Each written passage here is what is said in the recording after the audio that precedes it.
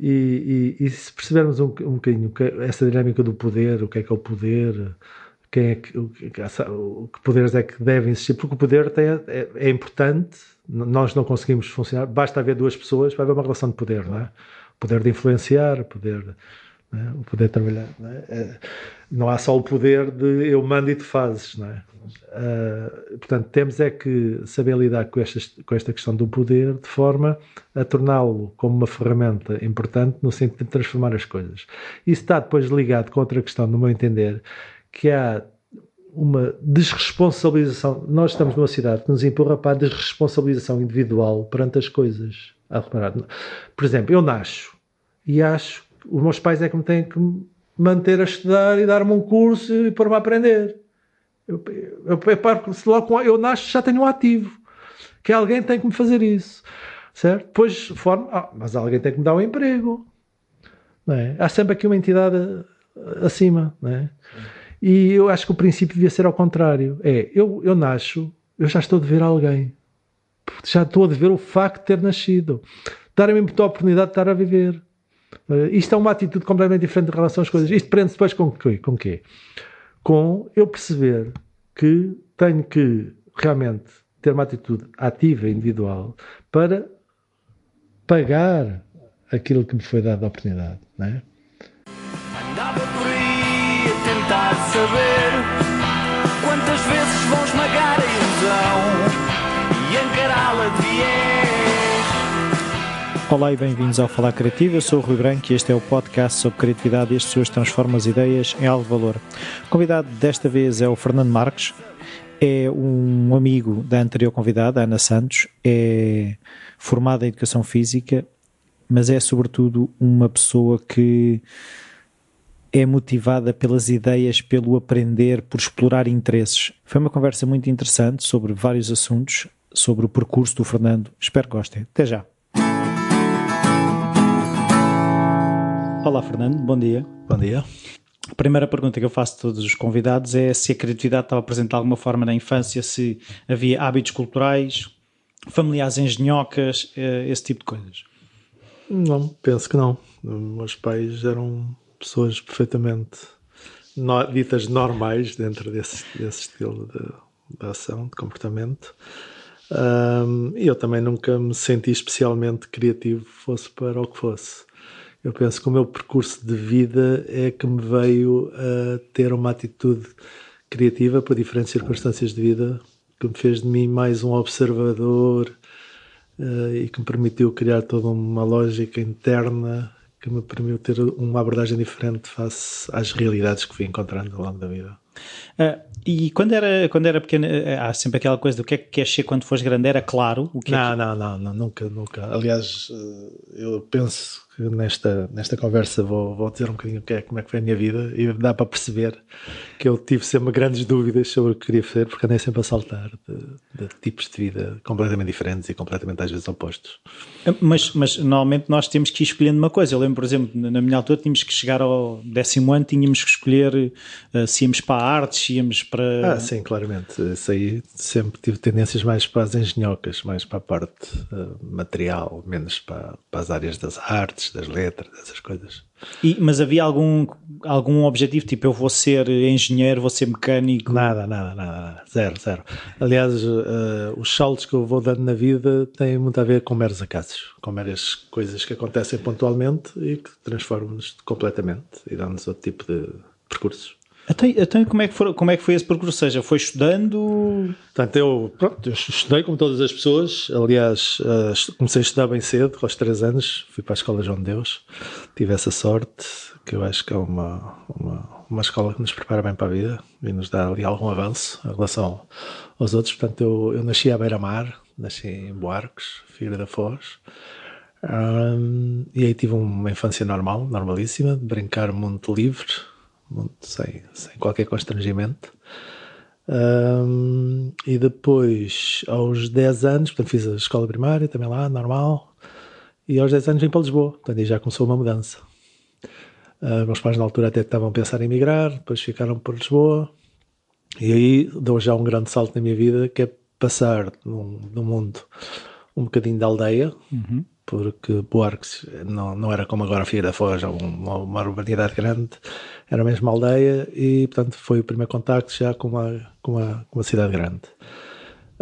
Aí também passei a fazer o percurso normal de escolaridade, portanto, o liceu. Aí houve já alguma tendência que foi, quando se tem que escolher realmente, escolhi mais a área das ciências. Mas a minha vida começa a transformar-se por, não sei também porquê, alguma atração ligada com o desporto. Portanto, comecei a praticar basquetebol. Também, primeiramente, uma questão fortuita. Eu estava, na altura era possível alugar umas bolas nos pavilhões. Eu aluguei uma bola de basquete e estava a tirar uma bola para contar tabela, a tentar assistir, e aparece um treinador a dizer-me: mas quer jogar?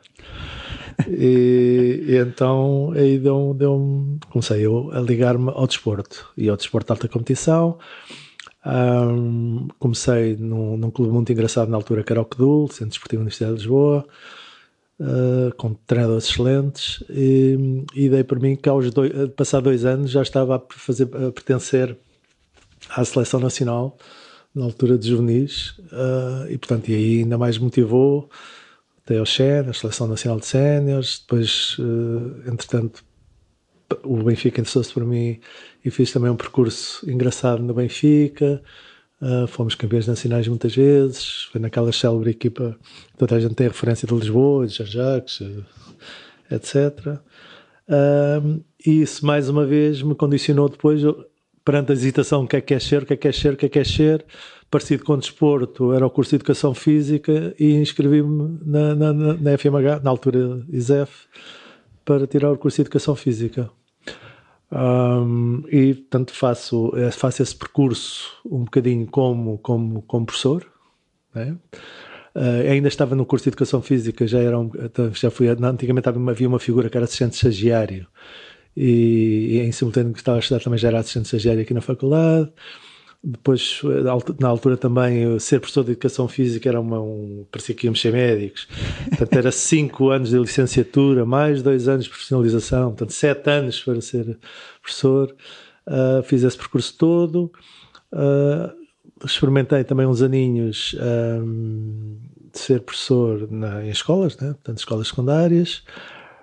Depois regresso à faculdade já como assistente. Começo a fazer alguns estudos, e aí é que começa aí a grande alteração da minha vida, que foi a compra de um computador. Então, mas ou seja,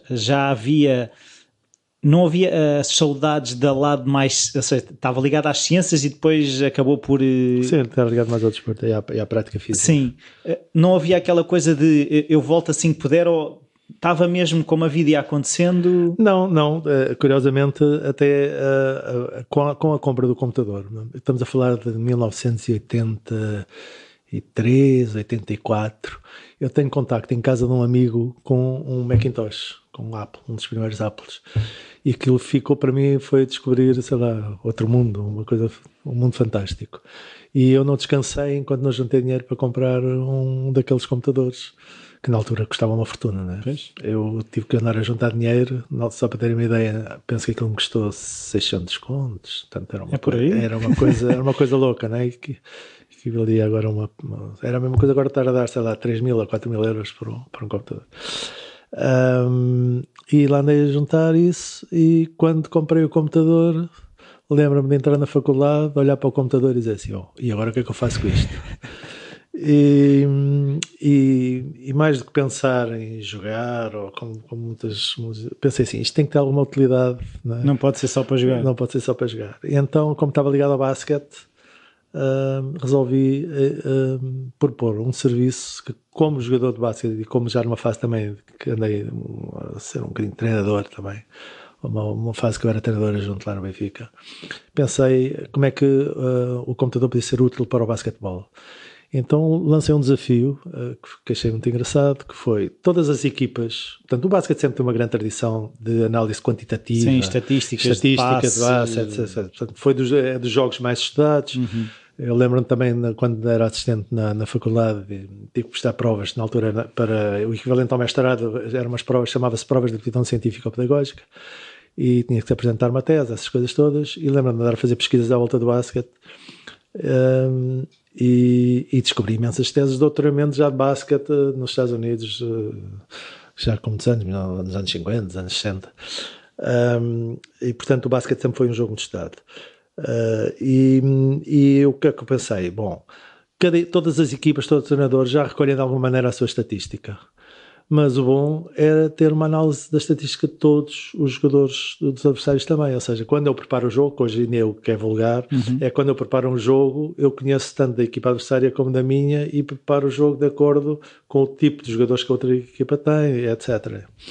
E então propus a todos os jogadores, todos os treinadores do Campeonato Nacional de Basquete, se eles me dessem a estatística deles, eu devolvia a todos.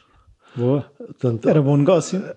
Sim, para todos. Portanto, aqui funcionava sempre numa base, ninguém pagava nada, não é? Sim. E curiosamente todos aceitaram, porque há sempre aquele medo de mostrar o que é que a minha equipa faz, não é? Está bem, mas mostrava a deles e sabia de todos, não é? Exatamente.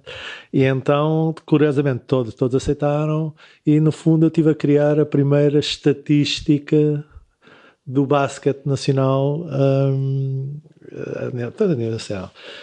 E então eu recebia no fim dos jogos, no domingo, por fax, que não era a tecnologia da altura, os estatísticos em papel, vinha a correr para o gabinete, preparei todo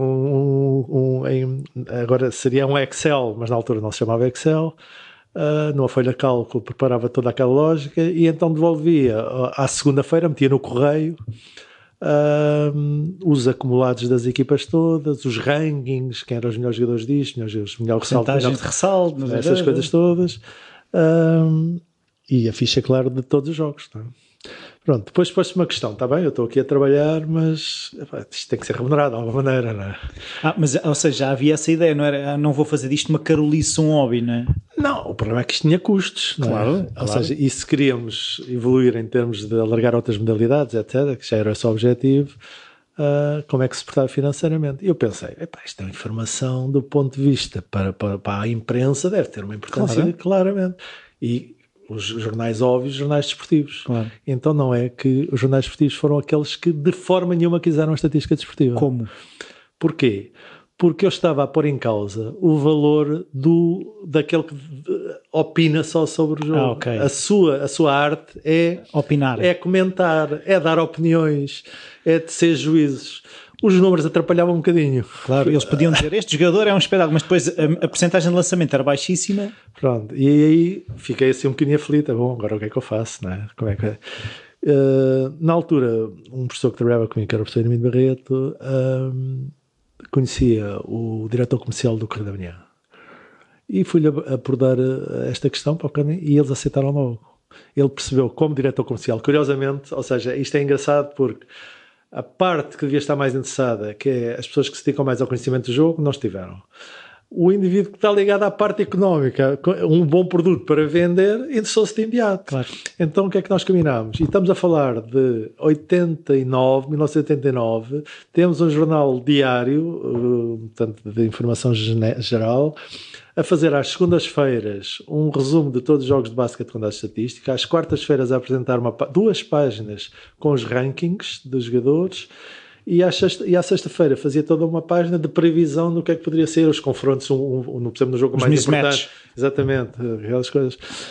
Onde é que ele percebeu que era negócio? Era exatamente nos rankings, que cada marca ia dar um prémio e criar uma gala no final do ano sobre o basquete. Tipo, como os americanos também fazem muito, o melhor defensor. Exatamente, o most valuable player, essas coisas assim. O six man, aquelas coisas todas, não é?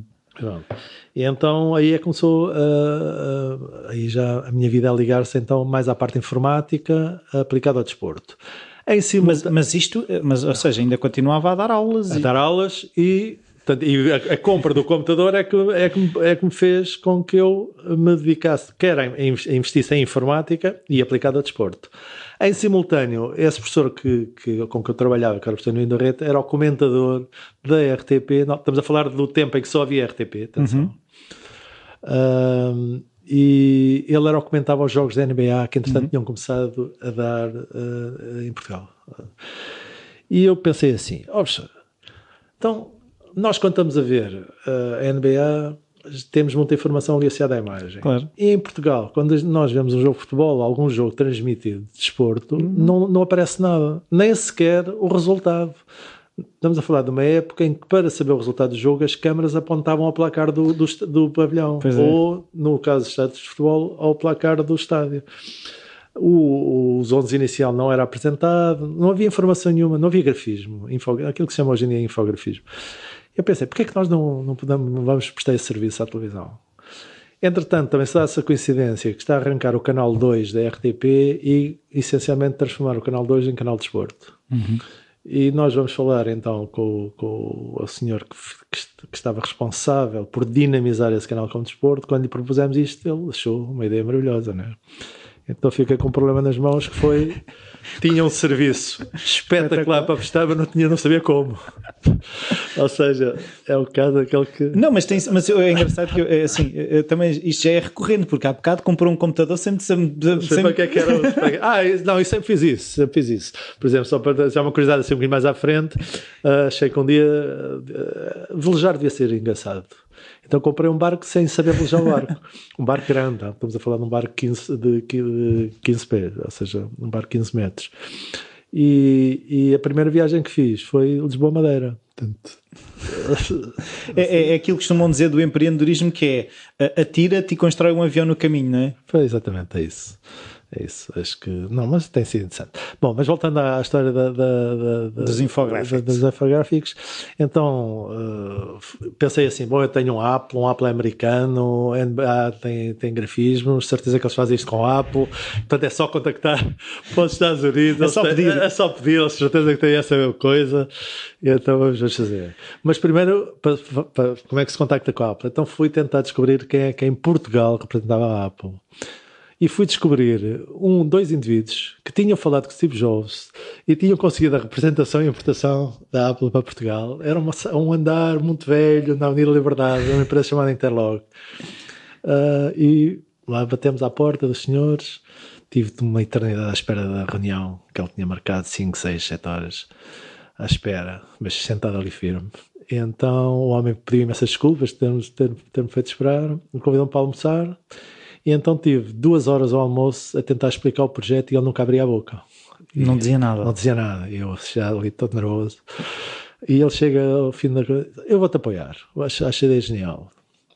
E pronto, e foi assim que começou depois uma empresa chamada Inforte Desporto, que foi a pioneira em Portugal de tudo o que diz respeito à introdução da informática com o desporto.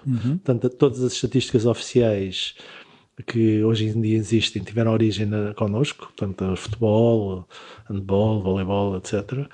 E, mais importante, o infografismo em televisão. Nós somos dos primeiros países na Europa, e as pessoas não têm essa ideia, a produzir infografismo em televisão. O que é infografismo? É aparecer informação baseada em gráficos, em tempo real, na televisão. Tipo os rodapés e essas coisas? Os rodapés já é uma versão muito à frente. Ou seja, porque no princípio, onde é que isto começou? Começou connosco, não é? Sim. No desporto.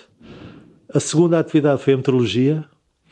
A meteorologia era um dos programas mais vistos em Portugal. Porquê? Porque era 10 minutos antes do telejornal e era a única meteorologia que existia.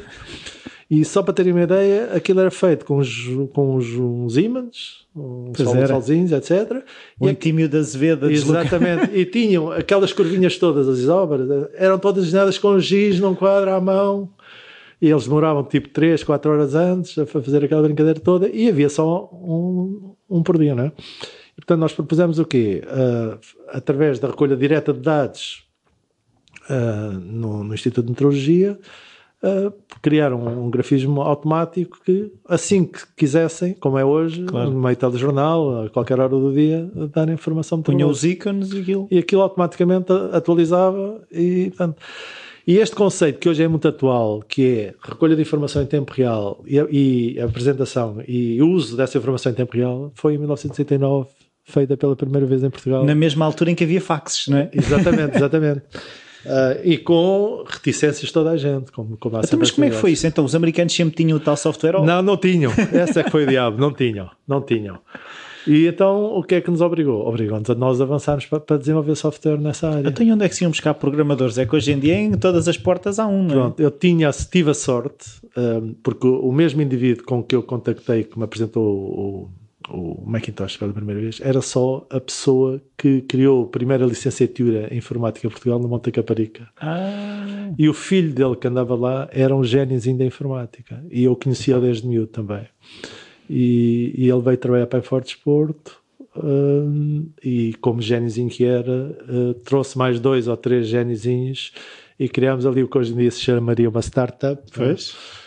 Em Chabregas, também curiosamente, que é agora onde estão a fazer, ali em Marvila, no Beata, sim, estão sim. a fazer um grande... Sim, os hubs e aquela coisa toda. Portanto, o primeiro hub de uma startup foi em Chabregas, foi em Fortesporto, numa startup tecnológica. É tão romântico como a Apple ser numa garagem, não é? Exatamente, desse género. Pronto. E foi realmente genial. Só para ter uma ideia. E assim, mas isso de certeza houve chocaram contra muita parede, entre aspas, porque assim, quando somos pioneiros, é giro que somos o primeiro a chegar, mas temos muito mato pela frente para desbastar, não é? Claro. Para já, porque eu não era formado em informática, eu sabia o que eu queria que a informática fizesse. Essa era a minha grande... Eu sei para onde é que vou. Eu sei o que é que quero que isto faça. Felizmente tive a sorte, quero de me rodear de excelentes programadores na altura. Tive a sorte de ter o tal apoio daqueles indivíduos que na altura eram os representantes da Apple em Portugal, que dispuseram imensos computadores para nós. Havia depois um problema que hoje em dia é trivial, mas era colocar a imagem do computador misturada com a da televisão. Estamos a falar de uma televisão analógica, com tudo o que era analógico, as mesas de mistura, tudo. Portanto, não há nenhum não havia um USB-C que a gente bota lá o cabo e que ele entra nas calmas, nada. A construção da imagem num computador e na televisão eram diferentes, completamente diferentes da forma como era. Portanto, a televisão era primeiro era linha par e linhas ímpares que se cruzavam. O computador não, era tudo feito contínuo. A sorte, esse indivíduo que nos quis ajudar, mas que ao princípio pensava que havia uma solução e a gente também não havia, mas resolvemos o problema da ligação, que conseguiu descobrir 2 placas, que eram assim uma coisa do outro mundo, pioneiras, na Bélgica. Ele meteu-se no avião, comprou as placas caríssimas e veio, e deu-nos então 2 placas que permitiam ligar 2 para converter o sinal digital em analógico e para misturar, para sobrepor. E, portanto, também tivemos essa facilidade. Havia depois toda uma recusa dos técnicos de televisão, porque achavam que isto ia sujar a imagem. Ia não lhe dar a nitidez. Mesmo havia uma grande reticência em relação, por exemplo, posso lhe dizer que essa história dos rodapés, andámos a propor isso sempre, e só aceitaram passado muitos anos, porque achavam, por exemplo, que o telejornal, a figura principal era o apresentador. E tudo o que fosse à volta dele era distraído. Exatamente, era distraído. Os técnicos já disse, portanto, os técnicos de ligação dos cabos tentavam boicotar ao máximo a ligação dos computadores. E depois, já agora, por exemplo... Mas isso já era um negócio. Aí criámos uma empresa até porque não podia ser de outra forma, e com a evolução da empresa e com o entusiasmo que eu ganhei em relação a isso, decidi desistir de ser professor, da carreira académica como professor. E foi fácil a decisão? Sim, para mim foi. Eu, nessa parte, as pessoas têm sempre admirado a forma como eu corto com o passado, mas faço isso frequentemente e continuei a fazer. Não, mas a questão é que assim, é fácil, se eu souber onde tenham de aterrar e já era um sítio para aterrar. Não era, como é óbvio, não é? Aliás, durante muitos anos a única coisa que a gente fez foi criar dívidas, não é? O retorno não tinha nada financeiro.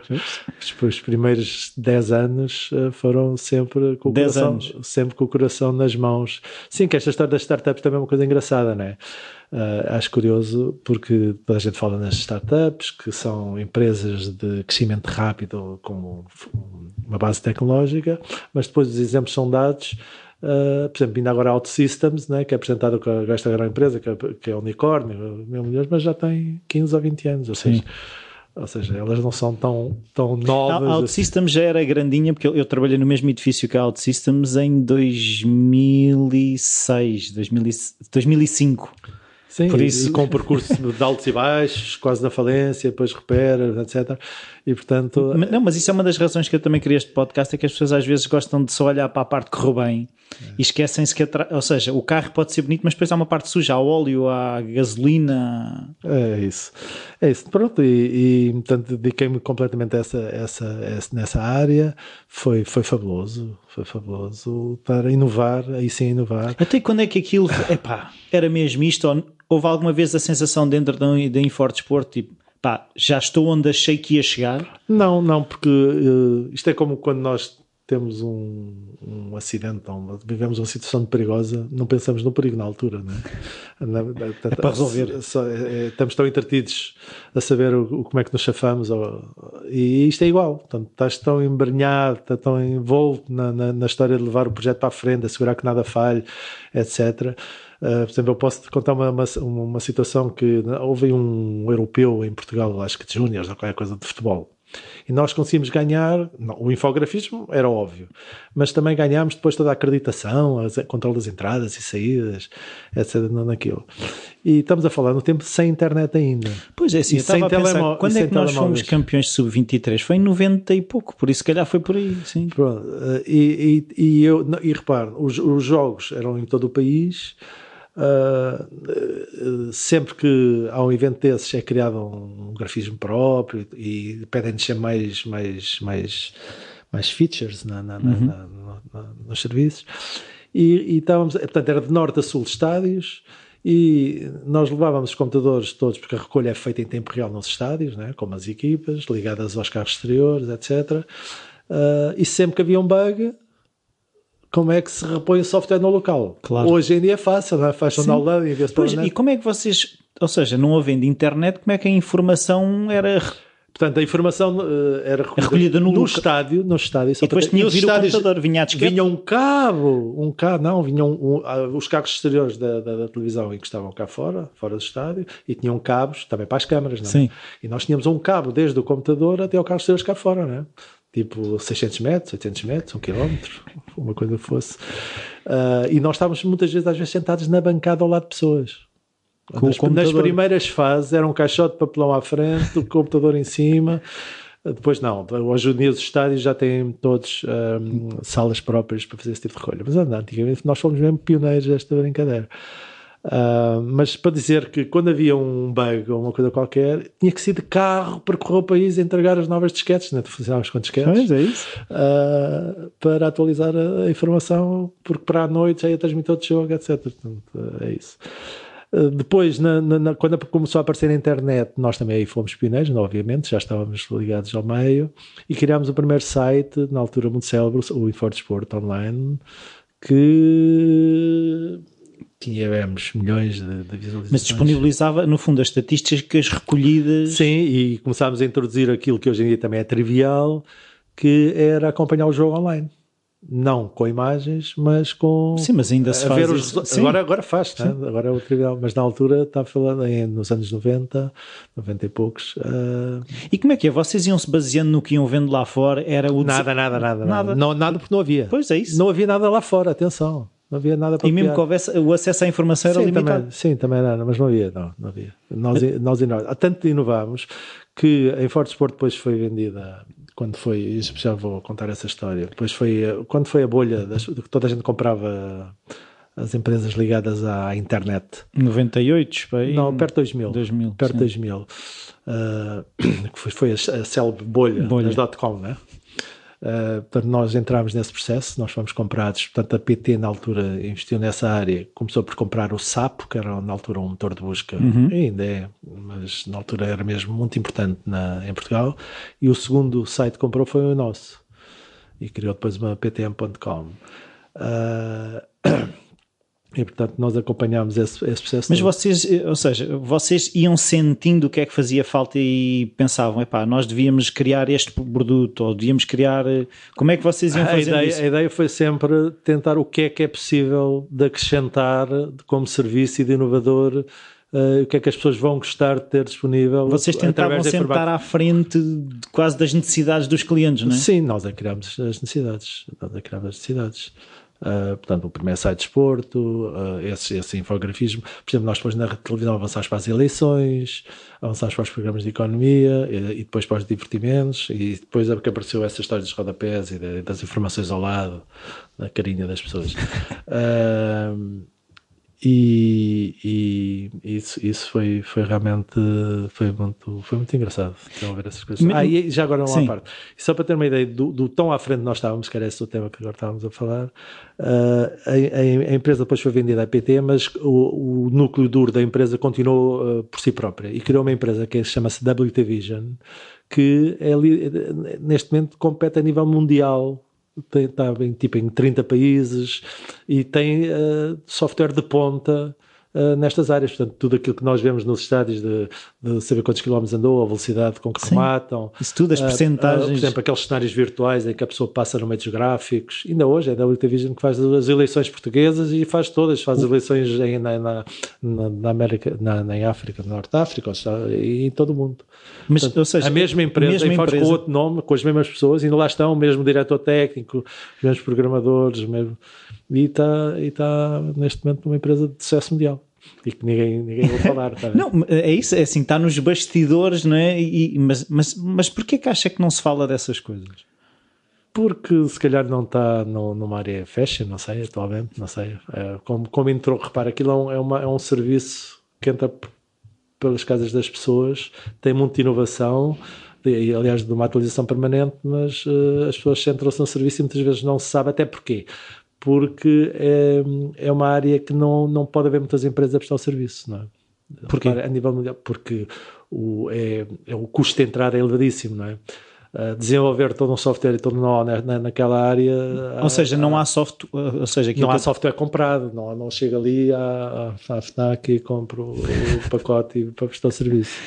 É? Ou seja, vocês foram fazendo as bases e agora, no fundo... E são coisas que para chegar lá o custo de entrada é muito grande.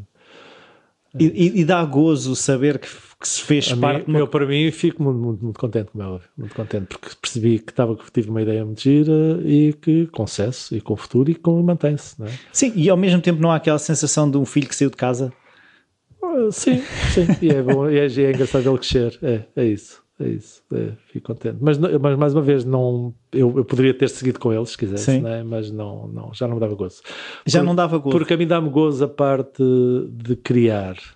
Aquela parte depois torna uma rotina que é mais do mesmo, ou seja, no fundo, continuo sempre a criar, mas é criar dentro da mesma... Claro.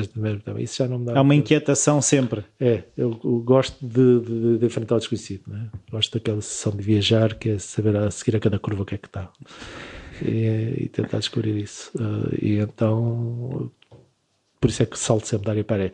Porque depois, já agora, continuando aí uma percurso de vida, e depois o outro grande salto, Não quis ir para dentro da PT? Não quis ir para dentro da PT. Ou seja, não quis ir para uma grande corporação. Porquê? Porque a capacidade torna-se menos ágil, não é? De mexer, de ter ideias. Mesmo assim, criámos lá uma empresa também inovadora, que foi uma empresa chamada Sport Invest Multimédia, que eu consegui convencê-los que era interessante digitalizar os clubes no sentido de ocupar uma série de serviços ligados com os 3 clubes grandes. Estamos a falar de futebol agora, o Benfica, Porto e Sport, e conseguiu-se. Portanto, aquilo que as pessoas começaram a receber, aqui já estamos a falar que já havia telemóveis, já havia net. Por exemplo, quando as pessoas começaram a poder ver os golos, mal eles acontecem, receber os SMS, com os golos, isso foi criado também por essa empresa, através de uma ideia minha, dentro da PT, e eu estive a dirigir essa empresa 1 ou 2 anos dentro da PT. Portanto, que tudo isto que agora nós temos de poder comprar bilhetes online, comprar a camisola, e sobretudo, por exemplo, os primeiros sites dos clubes com algum profissionalismo, também fomos nós que fizemos nessa altura. Nós conseguimos ter os direitos, os clubes deram esses direitos. Até como é que iam surgindo essas ideias? Então, surgindo de acordo com a leitura que vamos fazendo daquilo que vamos enfrentando. Mas havia momentos de todos os dias, na altura, tipo, vou parar um bocadinho e perceber onde é que estou a ir? Não. Por exemplo, há muitas ideias que nem sequer se chegaram a concretizar, e que se tivessem concretizado tinham sido também altamente pioneiras. Por exemplo, eu lembro-me perfeitamente de estar na Ford Desporto, Pronto, já estas coisas das estatísticas e infografismo, portanto já era um bocado rotina. Mais do mesmo. E dentro dessa linha pensar, bom, o que é que pode ser mais feito, né? Por exemplo, na altura comecei a pensar, bom, nós recolhemos, no caso do basquete, ou do futebol, vamos ao futebol, já recolhemos uma série de dados em tempo real. Era engraçado comparar e nós podemos ser juízes de valor, dizer assim, este jogador devia ser substituído. Este jogador já está a perder rendimento. Está a perder rendimento. Aqui a estatística está a mostrar que ele já não está face aos jogos anteriores, qualquer coisa desse género. Eu comecei a pensar, espera aí, se eu fosse ver com que base é que o treinador toma as suas decisões, eu podia criar um treinador virtual com base portanto, o primeiro sistema de inteligência artificial que agora está tão na moda, para a análise da Big Data e tomar decisões e tomar juízes, já na altura eu andei a trabalhar sobre isso e começámos a desenvolver esse software. Eu, inclusive, inscrevi-me no Monte Caparica, na altura uma linguagem de inteligência artificial que havia que se chamava Prolog, e andei a estudar isso para tentar começar a criar um treinador virtual que tomava decisões baseado em dados concretos. Até era agarrar no conhecimento de um treinador, imaginemos agarrar num Mourinho, ele transcrever quando é que ele toma uma determinada decisão, ele dizer, eu tomo com base em isto, e eu transcrever isso para o computador e juntar-lhe depois uma outra componente própria do computador, que é com base em dados factuais, etc. E juntar os dois conhecimentos. E tentar criar pegar em dados e em empírico. E as decisões baseadas, porque sim, né? Porque eu acho que isso, né? E então, ainda andámos, e na altura depois a empresa foi vendida e eu parei com esse projeto, está a ver? Mas isso no fundo está a pensar aqueles jogos de futebol que os miúdos jogam dos pés, tem muito disso. Já tem muito disso, exatamente. E hoje em dia é muito mais fácil, não é? Estamos a falar Não, mas eu estava a pensar agora, hoje em dia, se calhar, os treinadores, não sei se têm essa informação, mas em tempo real podiam estar a ver como é que está o heart rate variability dos jogadores em campo. Não é? Sim, mas eu não sei, portanto, não sei se têm ideia, mas hoje em dia os jogadores são todos monitorizados em termos mesmo de dados biológicos. Sabe se em tempo real? Em tempo real, eles estão todos ligados. Portanto, se quiser, sabe se ele está mesmo cansado ou se não está cansado. Ou se está só a fazer ranho. Exatamente, sabem tudo isso, não é? Hoje em dia, portanto, a informação é mais que suficiente para ter uma boa ajuda robótica a auxiliar o treinador. Pois, não fazia ideia que isso já estava... A tecnologia existe, não é? Fazia todo sentido que ela fosse usada. Claro. Pronto, entretanto, realmente a PT não me estava a dar gozinha porque não me permitia mexer muito na coisa, e eu quando estou assim num ambiente, já quando foi com o professor também foi a mesma coisa, também me chateei um bocadinho porque são estruturas muito grandes e muito fechadas e que é muito complicado mudar enquanto somos vivos. E porque na altura também me lembro de fazer quando tínhamos, isto agora é uma parte curiosa também, para perceberem como eu sou assim um bocadinho, gosto de intervir nas coisas. Nós quando tínhamos a formação profissional para ser professores de educação física, tínhamos que ir para a escola durante 2 anos como estagiários e fazer uma série de trabalhos. E na altura uma questão que me metia confusão era como é que se aprende numa língua sem a praticar, ou seja, o tempo de prática é fundamental para aprender uma língua. Ora, numa aula de inglês em que o professor fala 97% do tempo, o aluno nunca fala, como é que ele aprende a falar? Vai para casa, mas se em casa não tem um contexto de aprendizagem, se os pais não sabem, também não aprende. Portanto, então lancei um desafio que foi medir o tempo de prática dos alunos em aulas de matemática, de inglês, claro que fui quase corrido à escola. Claro. Porque pessoas dessas não interessam aqui. Exatamente, portanto, é para ter uma ideia das coisas que me dão gozo e não gosto de fazer, não é? Mas há sempre, que eu estou a achar engraçado é que há sempre esse espírito crítico ou seja, há um bocado também uma das coisas que me irrita mais é quando dizem porque sempre se fez assim, mas está bem, mas podemos questionar, não é? Sim, e muitas vezes as pessoas afirmam constroem toda uma teoria sobre como deve ser, mas depois a prática não responde nada àquilo que não é? Claro. E ficam confortáveis em estar a fazer uma coisa que não tem nada a ver com aquilo que sempre se fez assim. Exatamente. Pronto, então quando a empresa foi vendida, né, e quando eu estava lá na PT, disse assim um dia, não, isto já não é para mim, vou dar mais um salto, e então passei a ter uma experiência rural, ou seja, saí da cidade e resolvi ir para o campo. Não com o sentido bucólico de que o campo é que é giro e a cidade é todo o espaço mau. Mas havia uma necessidade de afastar ou seja, aquilo que eu imagino é uma empresa grande como a APT, assim, a confusão é muito grande, a pressão é muito grande, era uma necessidade de sair dessa pressão? Não foi. Aí também houve outras razões mais pessoais que tive necessidade de me afastar da cidade. Ligadas com questões familiares e portanto e aquilo que procurei, o que é que foi um espaço que me permitisse, ou seja, não podia ser um espaço no meio de outros espaços pequeninos que no fundo representassem um bocadinho o que é também a urbanidade. Não, quis um espaço grande com alguma dimensão para poder aí construir o meu mundo e ter a experiência do contacto. Eu nem pensei muito nisso, pronto, só querer sair. E então andei na internet, já na internet, vi um valezinho muito giro no Alentejo, perto de Vila Viçosa, gostei muito, era muito bonito, e comprei e fui para lá, sem saber mais uma vez o que é que havia de fazer com aquilo. E o objetivo era? Era ir para lá. Só. Não havia nenhum objetivo pré-determinado. Vou cavar batatas. Não, nada disso. Sabes como foi do computador? Comprei o computador porque achei que aquilo era interessante e depois logo foi construindo qualquer coisa. Na altura, portanto, cheguei lá. Aquilo era realmente um vale muito bonito, tinha umas casinhas, pensei, o óbvio, também tem casinhas, reparam-se as casinhas, recebe-se pessoas, um turismo rural, faz sentido. E depois comecei-me a interessar pela parte, há aqui um bocado de terra, portanto, aquilo na altura comecei com 400 hectares, e pensei assim, isto tem que ter aqui alguma coisa de atividade, isto não pode ser um deserto. Portanto, estamos a falar na altura de meia-idade, estava abandonada tipo há 40 anos. Comprei um finlandês também, curiosamente, tinha comprado há 10 anos e não tinha feito nada. Portanto, também vivia há 10 anos numa relote, com casas lá, porque estava à espera que a burocracia portuguesa lhe permitisse fazer o turismo rural. Portanto, meteu os papéis à Câmara, esperou durante 10 anos, cansou-se, vendeu e foi-se embora. Eu cheguei lá e comecei a recuperar as casas e comecei a pensar então o que é que faço, sem perceber nada da agricultura, não sabia o que era uma vaca, uma cabra, não sabia nada disso. Pronto, percebi, a minha lógica foi de empresário vindo da cidade, a gente faz aqui um plano e começa já a fazer qualquer coisa, não é? Portanto, na altura consegui lá contratar um caseiro, uma pessoa para tomar conta daquilo, disse, então, vamos semear. Não, amigo, você tem que esperar pela época das sementeiras. Não é só pôr a semente na terra. Não é só chegar aqui quando me apetece. Assim, rápido, porque é para... dar o enter. Exatamente. Pronto, aí comecei a aprender uma série de coisas, realmente, ligadas mais ao mundo biológico. E aos tempos? E aos tempos das coisas. Ou seja, que realmente há todo um conjunto de ciclos, que a vida está baseada, não é em tecnologia só, portanto é aqui uma parte natural que nós temos que respeitar e compreender. Pronto, comecei a aprender aí questões ligadas com a fertilidade da terra, como realmente nós estragamos a terra toda. Portanto, comecei a aprender que nós conseguimos estragar numa hora aquilo que para repor demora 50 anos. Uau!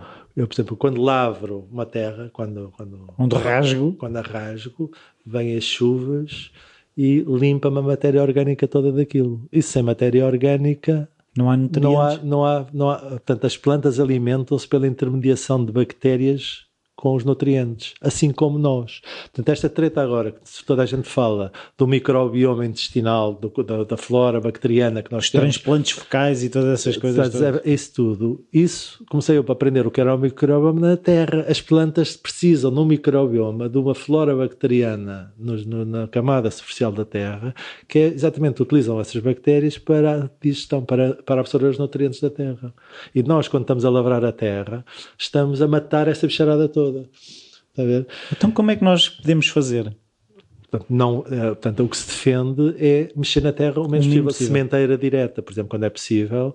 Portanto, fazer uma covinha? Não, é umas máquinas que existem que fazem uma espécie de uma faquinha, que abrem uma fenda, a semente é colocada e aquilo é tapado, ou seja, não há um revirar da terra, a terra fica igualinha. Então qual é que era o princípio que estava por trás do revolver a terra? Qual é que era? Na altura havia uma série de mitos, não é? Que eram importantes, que era renovar, o conceito de renovação, de arejar, não é? Sim. Mas isso não faz sentido nenhum, não é?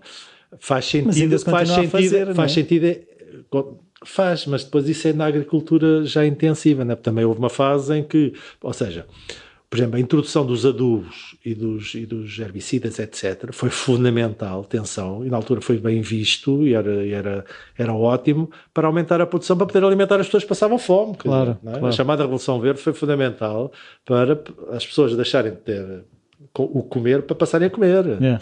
Depois é que se começou a perceber os efeitos secundários. Isto é como alguns medicamentos que quando os investigadores fazem, aquilo ao princípio é mais, as coisas positivas são maiores do que as negativas, não é? Mas depois temos que começar a ir a provar alternativas que tenham menos questões negativas. Portanto, é essa a evolução da coisa. Assim como na altura ainda não havia estes conceitos de ecossistema, toda esta informação que nós hoje temos sobre como é que as coisas funcionam. Por exemplo, a questão de pôr o gado a pastar, não é? Antigamente as pessoas achavam que ou havia a pastagem natural, era que lá estava, né? Mas isso não chega, nós temos que aumentar a densidade de animais por hectare, então temos que enriquecer a pastagem, né? Com as tromocilhas mas ao princípio era só isso, que era só compensar, né? Azotar os terrenos, para enriquecer os terrenos. Mas depois houve um português genial que disse assim, não, eu consigo criar uma pastagem mais densa e mais rica, sem necessidade de revolver a terra e adubar, que as chamadas, agora são as pastagens biodiversas, na altura chamava-se pastagens permanentes. Porquê? Porque eu semeava uma vez e durante 10, 15 anos não precisava voltar a semear. Porquê? Porque era uma conciliação de 20, 30 sementes que elas alimentavam-se umas às outras. Umas iam produzindo umas coisas, outras iam... Não, e a questão do azoto, não é? Era feita através de uma mistura de leguminosas com gramíneas e depois aquilo era enriquecido também com umas bactérias para germinar fácil, dava muito mais, tinha mais poder nutritivo por hectare. Eram os próprios animais que ressemeavam todos ao antes, pisar. Depois havia ali uma lógica de maneio dos animais, que é quando queres de um ano para o outro melhorar uma determinada zona, não deixas os animais comerem até haver a criação da semente, só depois é que os lanças, eles comem, como não processam as sementes, pisam e ressemeiam. Então, todo esse tipo de lógicas engraçadíssimas que fui aprendendo para respeitar a natureza. Mas aprendeu com esse caseiro? Não. Isso também foi uma história gira que ao princípio contratei um recurso, fui buscar um engenheiro agrónomo, mas percebi que só com ele não ia longe, não é? Então resolvi começar a estudar e comecei a estudar a sério a parte agrícola e a parte... Mas é assim, mas a natureza tem os seus tempos, lá está, quando é que começou a ver alguma coisa, porque não é? Um computador a gente até percebe, faz ali um gráfico e aquilo dá logo... Pois, nesta experiência mais rural, tive lá 15 anos a tentar construir uma coisa. O desafio às tantas foi este. O interior está a desertificar-se. Toda a gente abandona este processo de migração das pessoas para as cidades, que está imparável, cada vez é maior. Claro. Portanto, todas as teorias que se têm montado sobre como resolver a questão não têm resultado, e porque já temos quase 70%, penso eu, da população nos grandes centros urbanos. É aquilo que eu falava com a Ana na outra conversa que eu tive, que é as autoestradas serviam para levar as pessoas para o interior, não, serviram foi depois do interior serem mais para ser mais rápido, exatamente, com cidades e tudo o que está no meio é um deserto, transformar o país em ilhas.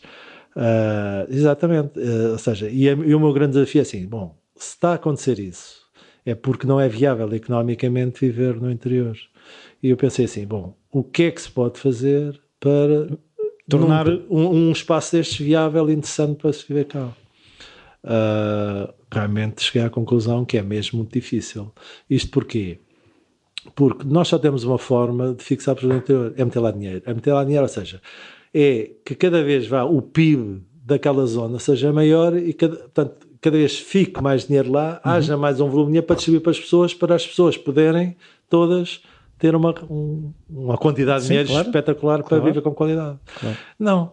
O que nós vemos é exatamente o oposto, não é? É cada vez a retirar, a pôr a economia mais fraca, cada vez menos. E mesmo quando ela é injetar dinheiro, é dinheiro que é gasto. Para depois tirar. Por exemplo, eu investi lá imenso dinheiro, não é? Por exemplo, na recuperação de casas. Está bem, mas eram empresas de fora, os materiais é de fora, portanto, não fica lá nada. Por exemplo, instalei uma exploração de cabras super sofisticada, muitos milhares de euros. É tudo recursos externos. A alimentação para as cabras compra-se fora. Portanto, ou seja, Ou seja, mas a herdade não podia alimentar essas cabras? Poderia, numa lógica de venda local, quer dizer, mas aí há outra questão que também foi uma aprendizagem rápida. Na cadeia de valor da produção de alimentos, a matéria-prima base que devia ser a mais valiosa, imagina, eu produzo leite, o leite devia ser o mais valorizado. Não. É o iogurte. É o iogurte, não é? O custo do leite está esmagado. A mais-valia está toda daí para a frente. Mas também podia ser, está bem, então fazes iogurtes e vendes à porta. Não, como é que eu vendo à porta? Ninguém compra iogurtes na porta, claro. Ninguém vai à herdade comprar iogurtes, já mesmo que montasse uma loja lá, tens o Pingo Doce, não sei quantos todos, né? Vila Viçosa, que são uma terrinha de 3 ou 4 mil habitantes, tem um Intermarché, tem um Pingo Doce, tem um Continente, quer dizer, pronto. E, portanto, as economias locais desapareceram completamente. Por exemplo, eu produzo um vitelo. Uhum. O vitelo, não é? Vai, no meu caso, ia para o Montijo, ia para uma terrinha lá ao pé, agora não está a lembrar o nome, para ser morto. A seguir ia ser desmanchado ao Montijo. A seguir ia para um centro logístico, imaginemos, do Pingo Doce, se aquilo fosse para o Pingo Doce. E a seguir eu ia comprar o meu vitelo, o bife do meu vitelo em Vila Viçosa. Não é? Ou seja, a viagem que esta brincadeira toda fez, não é? Portanto, e com este tipo de lógica, ou seja, em que se acha o paradigma da eficácia e da eficiência, é cada vez nós temos grandes corporações centralizadas, com toda uma burocracia de lógicas hierárquicas, poderes hierárquicos, organizações, portanto, é baseada neste paradigma que se criou todo este sistema económico que nos perverte tantas coisas, não é? Portanto, eu ainda ontem estava a falar com a minha mulher sobre a questão, que eu tenho andado a refletir sobre a questão do vamos banir o plástico, mas a questão do banir o plástico é muito mais, como é que é dizer, abrangente do que banir o plástico. É assim, eu tenho o plástico porque o fiambre que eu estou a comer aqui tem que viajar muito, por isso é que eu tenho plástico. Todas estas questões é assim, implica que eu teria que deixar de comer certos produtos porque o plástico viabiliza que eles cheguem até mim, não é? Não, mas essa aí exatamente. Não é só... Por exemplo, eu rio muito da história. Há pessoas que ficam muito ofendidas quando eu digo assim, então, mas não reciclas o plástico, ou não disparas o plástico sempre. Eu digo, o correto é não haver plástico, ponto. Não é? Qual é a necessidade que eu tenho de uma série de coisas em plástico e continua a vir em plástico? Então parem com essa brincadeira. Sim. Até porque, repara, os grandes grupos económicos pós-25 de Abril, do ponto de vista financeiro, formaram-se em que áreas? Nas áreas básicas. Tudo o que devia ser a estrutura da economia é onde era a economia para esses grupos económicos, verdadeiramente. É a finança, as telecomunicações, o saneamento básico, os combustíveis, este esquema, tudo o que é estes princípios depois ambientais, são grandes negócios que estão montados em cima disto. Os custos que custam às autarquias, não é? Quer o saneamento. Por exemplo, dou-lhe o exemplo, pôr água potável, não é? Porquê é que uma Câmara tem que pôr 100% de água potável quando nós bebemos quanto da água? Quase nada. Né? Se calhar 90% é para outros fins que não é para beber ou para utilizar de forma potável. A água do duche poderia servir para a sanita e nós estamos a usar para a sanita a água que podemos beber. Agora veja lá, quanto é que gasta para isso, não é? Todo o sistema depois de mantê-lo pura nos canos, essas coisas todas. A seguir nós estragamos aquela aguinha toda e a seguir tem que gastar outra vez dinheiro para quê? Para tratar os esgotos, para limpar. E para que é essa água? Só para deitar para o rio. Vai lá, já é bom, né? Antigamente nem havia essa parte. Certo? E as empresas vendem os grandes esquemas de tratamento de água, manter a água pura, e depois vendem também, custa uma fortuna às autarquias, às hectares, e para quê? Para nada. E vendem as hectares com a justificação que aquela água até podia ser utilizada para regar, mas não é que dá canalização para lavar ruas. Exatamente, está bem, mas há alguma canalização da hectare para algum sistema de distribuição dessas águas? Não há, porque tinha que haver. Como é que faz? Vai lá com o caminhãozinho? Não chega, não é? Não é. Ou seja, há aqui toda depois uma lógica económica perversa de justificar razões de saúde pública para montar negócio em cima. Ou seja, os grandes grupos, as grandes corporações ganham de todas as maneiras, não é? Por exemplo, a história dos produtos biológicos. Sim. Parece que eu se faço um iogurte pouco biológico, vou ficar aflito, vai aparecer. Não, ótimo, porreiro. Eu até tenho dificuldade em inventar produtos, até me estão a ajudar. Então, não é por acaso que agora é um produto sem glúten, é o sem lactose, é o sem isto, é mais isto. Ou seja, tanto juntam como tiram.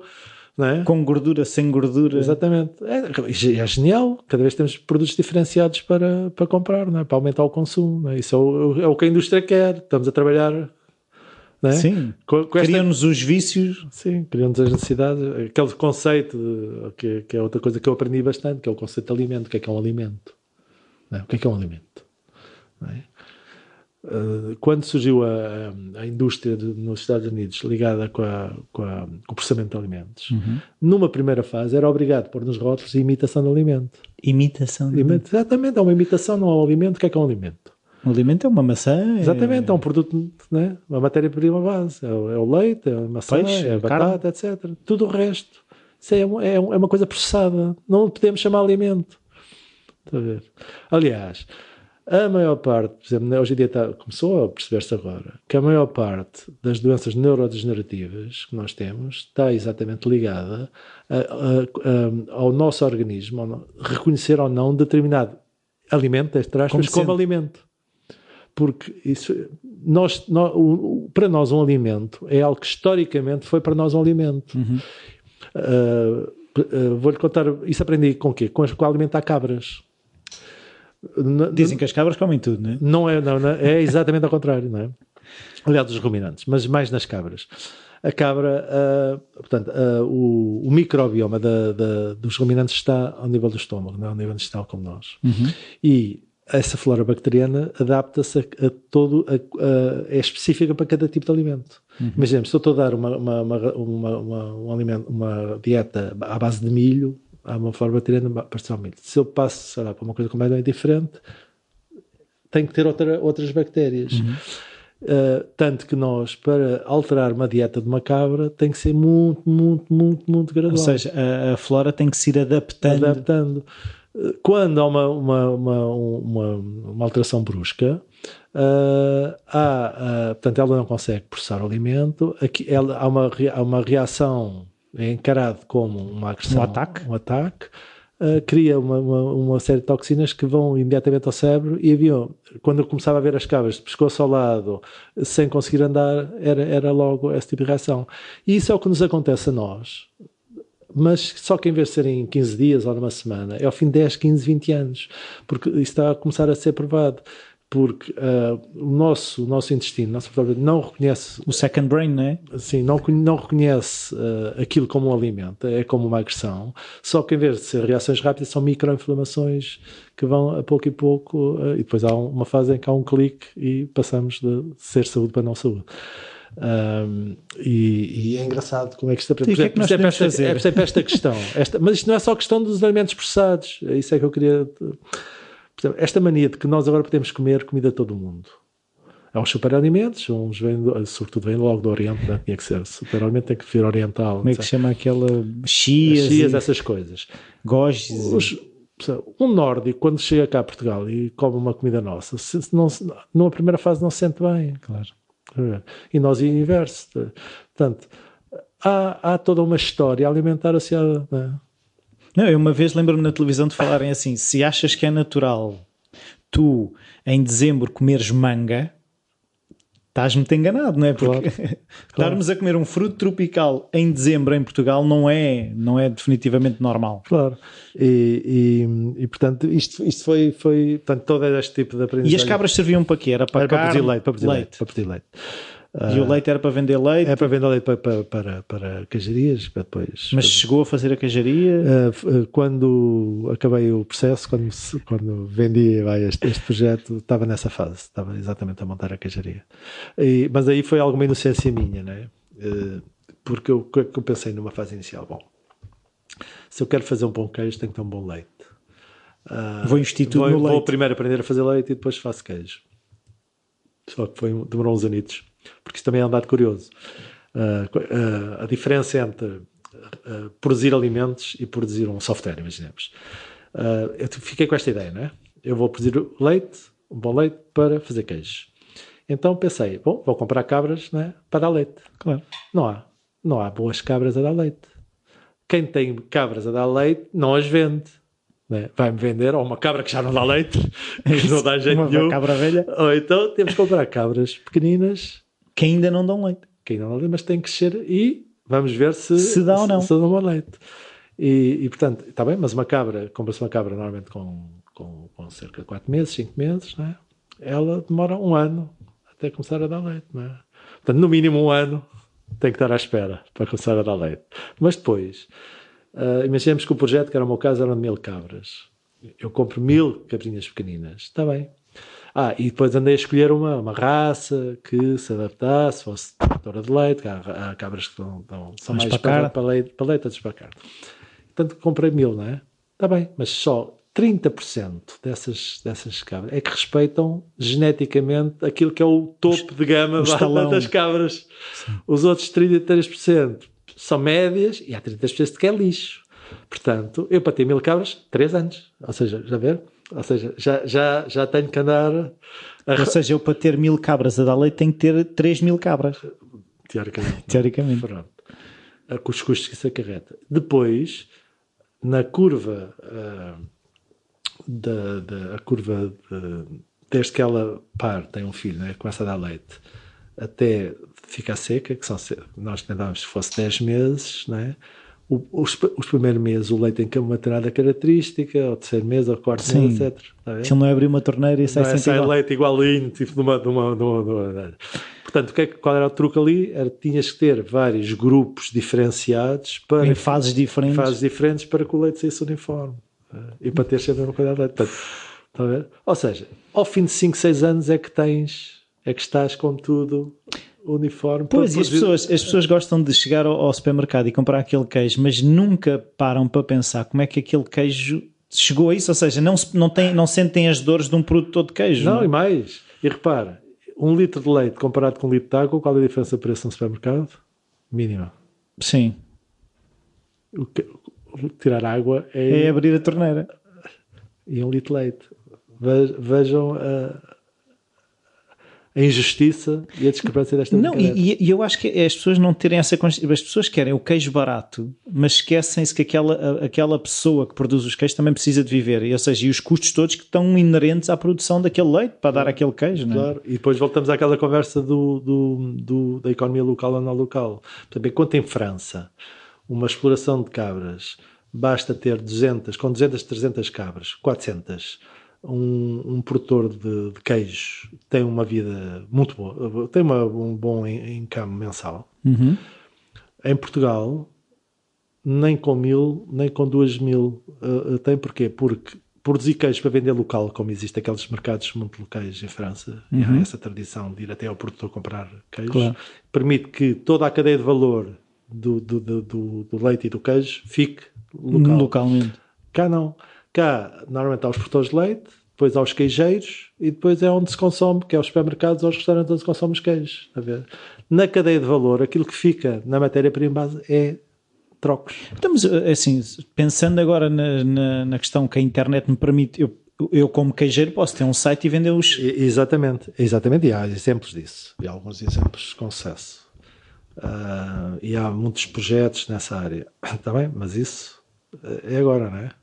Entretanto, só para ter uma ideia, de 1900, não sei os números agora atuais, mas de 1900, só ver, de 2000 até 2014, a população de cabras em Portugal tinha reduzido para menos de metade, estava para aí 1/3.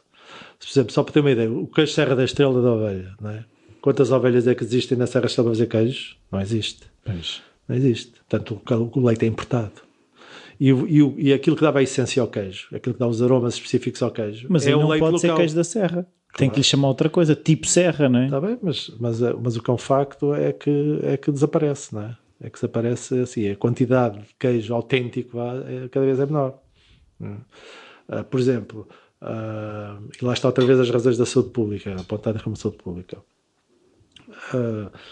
O que é que os queijeiros fazem? Eles têm que comprar, como não há um produtor que só com a sua produção alimenta uma queijaria, claro, tem que comprar leite de não sei quantas... Pronto, e misturam aquilo tudo de 500 sítios. Então o que é que eles têm que fazer primeiro? Homogeneizar o leite, torná-lo igual, portanto, estragando as características específicas de cada zona. Então estamos a fazer um queijo de que zona, qual é a autenticidade do queijo? Sim, essa coisa das denominações de origem, não sei o quê. Fica tudo muito complicado, não é? Portanto, São temas que esta minha experiência rural veio. Por exemplo, aí mesmo, por exemplo, aí foi nesta experiência rural que comecei a aprender os sabores das coisas autênticos, não é? Das carnes, o que é uma carne. Nós comemos má carne, não, normalmente. Só agora começamos a perceber alguma coisita de carne. Ao nível dos queijos também há uma grande falta de cultura, que é a autenticidade, não é? do produto, que é um queijo. Não, eu por acaso lembro-me eu tive a sorte na terra do meu pai ainda beber o leite que vinha um senhor com uma carroça e vinha vender o leite à porta e comprava-se às canecas de leite, não é? E leite sem ser pasteurizado, e é um sabor muito diferente. Quando eu tento explicar às minhas filhas o que é leite, o sabor do leite, é um bocado complicado, não é? Claro. Não, as pessoas nem gostam. Por exemplo, não gostam. Acham muito gordo. E há uma série de mitos, por exemplo. Já agora, em relação ao leite, né? Portanto, o leite que nós compramos no supermercado é intragável. É intragável porque não é por ser leite. As pessoas é por ser pasteurizado. Sim. Nós, quando pasteurizamos leite, estamos a retirar a digestibilidade do leite. Pois, por isso é que eu hoje em dia não consigo beber leite. Mas é porque, está a ver? Mas depois nós achamos que, depois eu criou-se ao outro lado o mito da gordura. Lactose. Não, e o mito da gordura. O primeiro mito foi o da gordura. Sim, do leite gordo, magro. Tem que ser magro. A seguir é que veio o segundo mito, que é a lactose. Isto tudo para criar produtos, está a ver? Que não tem nada a ver com se fazer bem ou fazer mal, ou se é digerível ou se não é digerível. Tem a ver com... passa-se esse tipo de mensagens para criar produtos diferenciados para aumentar consumos. Mas a pasteurização não trouxe garantias de transporte. Sim. Portanto, essa é a justificação, certo? Mas aquilo é um veneno neste momento para o organismo. Mas não é por ser leite. Não é? Ou seja, a culpa não é o leite, é o processo. Está a ver? Se nós bebermos leite inteiro, bebemos é pouco. Temos é que beber pouco. Não é? Mas sim, inteiro. Pois é outra questão que eu também tenho refletido, que as pessoas querem continuar, ou seja, mais do que esta coisa à moda de vamos deixar de comer carne ou vamos deixar de comer aquilo. Não é isso, é as porções. É a quantidade. A minha mãe refere que, pois, esta coisa de se comer carne ou peixe a todas as refeições é uma coisa moderna. Ela diz, eu na minha casa comia-se 2 a 3 vezes por semana carne ou peixe.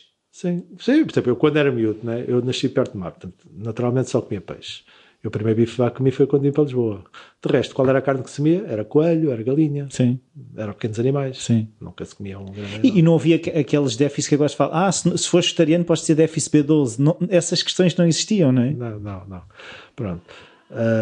E por isso é engraçado. Então, e depois a seguir, não é? Nova fase. É isso, é só saltos. Nova fase. Portanto, o grande salto foi, portanto, a partir largar as cabras, larguei as cabrinhas, larguei aquele ambiente todo e regresso a Lisboa. Portanto, regresso outra vez ao mundo urbano. Mas que fartou-se da calma? Não fartei da calma, pelo contrário, aquilo era um stress desgraçado. Mas o pessoal quando vai para esse diz, eu vou à procura da calma. Pois, mas eu como não sou capaz de estar quieto, né? Estamos a falar de uma coisa que já era um turismo rural com cerca de 20 e tal camas, já estamos a falar de uma exploração de leite com 1000 e tal cabras, estamos a falar de vacas de 300 vacas, já estamos a falar depois de gerir do ponto de vista das boas práticas ambientais e manter uma herdade viva e bem tratada do ponto de vista ambiental. É duro. E os estresses são muito grandes. Portanto, só para ter uma ideia, o ato simples que é semear uma coisa qualquer é um stress tremendo, não é? Porque nós temos uma janela de oportunidade, porque uma pessoa tem que semear pouco tempo antes de saber que vai chover, já é na altura certa, não é? Por exemplo, uma cultura de outono, a primavera. E temos que esperar ali a saber, olha, vai chover para a semana. Temos que começar ali a semear rápido, mas também não podemos semear muito antes, porque há uma coisinha que se chama formigas que limpam-nos as sementes todas. E depois se não chove, né? Ou se chove pouco e começa a germinar, mas depois já não vem suficiente para continuar a crescer e está, portanto, é tudo muito estressante. Portanto, tive que cortar com essa brincadeira, até também por razões de saúde, e regressei para Lisboa e voltei ao mundo urbano, né? Com os novos problemas que as grandes cidades super habitadas por toda a gente que saiu do interior como eu. Fugiram todos e eu também, no fundo, fui replicar um bocadinho isso, né? Saí da cidade de Belém e depois voltei. E comecei então a dedicar-me àquilo que são os temas prementes hoje das cidades, que é o problema, por um lado, ambiental, né? São locais que está a ser muito complicado controlar a poluição, e as questões ligadas com o sedentarismo que hoje se vive e que tem implicações tremendas, e junto com o problema alimentar, com os estilos de alimentação e com o tipo de alimentos que se ingere, portanto, está a levantar questões prementes de saúde pública e de sustentabilidade das próprias cidades. Claro. Não, mas isso também tem a ver com o transporte que as coisas têm, ou seja, se o porco está a 500 km, eu tenho que trazer o porco para a cidade. Sim, mas eu digo a concentração de pessoas na cidade e com o tipo de estilo de vida que a cidade nos leva Sim, se os empregos estão todos nas cidades, as pessoas têm que... Hoje em dia nós não nos mexemos, não é? Mexemos pouco, somos pouco ativos fisicamente, porque deslocamos de carro, ou de comboio, etc. Comemos um tipo de comida que não é muito saudável, não é? E temos graus de poluição muito grandes, principalmente no caso das cidades, pela utilização massiva de carros nas cidades como meio de transporte preferencial. E pronto, e comecei a dedicar-me um bocadinho a ver como é que isso podia também, mas como? Que se implicava.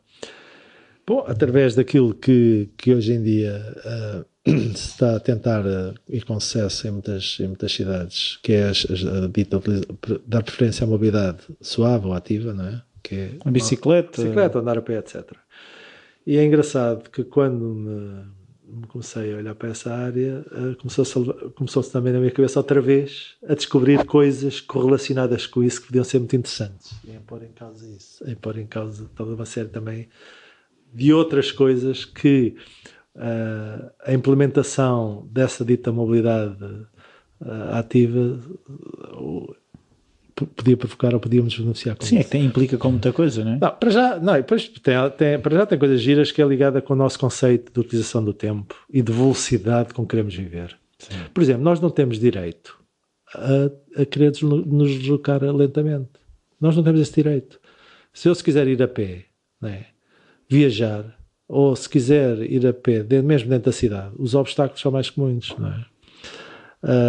E de bicicleta já não falar, não é? Também.